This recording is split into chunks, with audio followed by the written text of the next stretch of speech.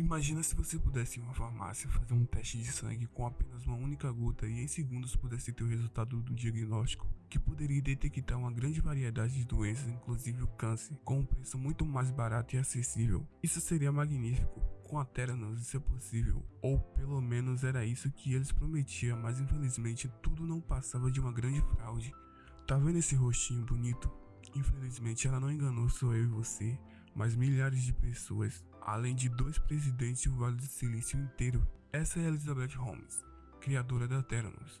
Nascida em Washington no dia 3 de fevereiro de 1984, Elizabeth chegou a ingressar na Universidade de Stanford como uma estudante de engenharia química, mas saiu pouco tempo depois para abrir a sua própria startup. Em 2003, aos 19 anos de idade, ela fundou o laboratório Theranos de exames de sangue, tornando-se sua diretora executiva. A Theranos desenvolveu um dispositivo denominado de Edison, que iria revolucionar a indústria de testes laboratoriais de saúde, que supostamente precisava apenas de uma gota de sangue obtida através de uma simples picada no dedo, em vez de vários frascos de sangue, tornando os exames de sangue mais acessíveis, rápidos e convenientes. A empresa prometia realizar uma ampla gama de testes diagnósticos que poderia detectar centenas de doenças diferentes, até mesmo o próprio câncer. Com uma promessa revolucionária que iria mudar de vez a medicina e o mundo, Elizabeth, por ser uma pessoa bastante persuasiva, conseguiu muitos investidores que investiram cegamente pela visão do negócio. Mas os investidores não tinham nenhuma formação em medicina para saber se de verdade aquilo era realmente possível pelo lado farmacêutico.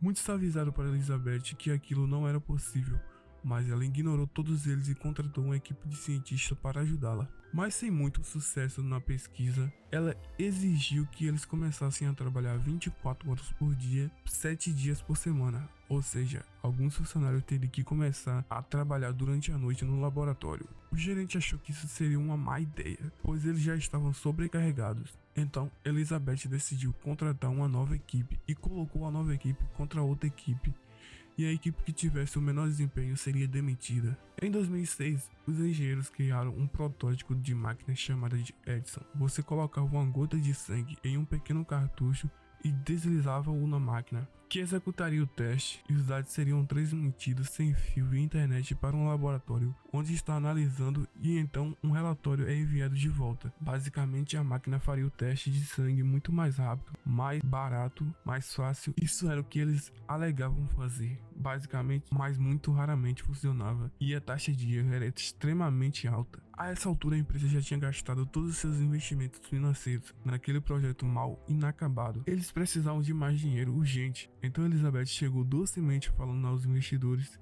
se gabando, mas eles pediram para ver a máquina funcionando. Então ela fez um teste falso e acabou convencendo os investidores. Porém, o gerente da Theranos ficou sabendo e não gostou nada daquilo, pedindo a ela para parar de fazer teste fake. Então ela o demitiu e não contratou mais nenhum. Assim ela não teria alguém para questionar suas atitudes dentro da empresa. Além disso, Elizabeth pressionava o tempo todo seus funcionários com ameaças caso eles vazassem informações, fazendo todos eles assinarem termos de sigilo total, além de não deixar os funcionários conversarem entre si. Elizabeth achava que as máquinas fossem funcionar 100%, com as máquinas quebrando e produzindo informações imprecisas, mas tudo isso foi ocultado e a Theranos saiu rapidamente de uma pequena startup para uma empresa que valia cerca de bilhões de dólares, fazendo o nome e a cara da Elizabeth Holmes e da Theranos estarem estampada na capa de diversas revistas como a Forbes e a Fortune, sendo incluída na lista das 100 pessoas mais influentes do mundo, segundo a revista Time, sendo comparada à genialidade de Steve Jobs, sendo estampada na capa da Forbes como a mulher mais jovem do mundo a se tornar bilionária.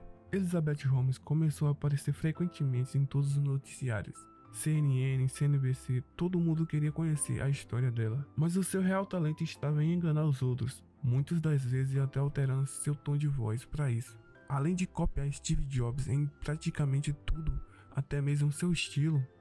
Mas tudo isso viria por água abaixo, quando uma reportagem do Wall Street Journal levantou suspeitas sobre a precisão do dispositivo em uma revisão independente do governo dos Estados Unidos, realizada pelo Centro de Serviço Medicare e Medicaid relatou inconsistência dos resultados dos testes, além de múltiplas falhas no manuseio das amostras, conforme foi constado durante uma inspeção. No julgamento, Elizabeth tomou uma decisão um tanto incomum de testemunhar sua própria defesa e negou ter mentido aos investidores, sendo condenada a 11 anos de prisão por fraude.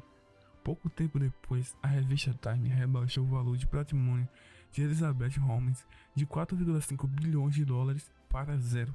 Valeu, pessoal, por hoje foi isso.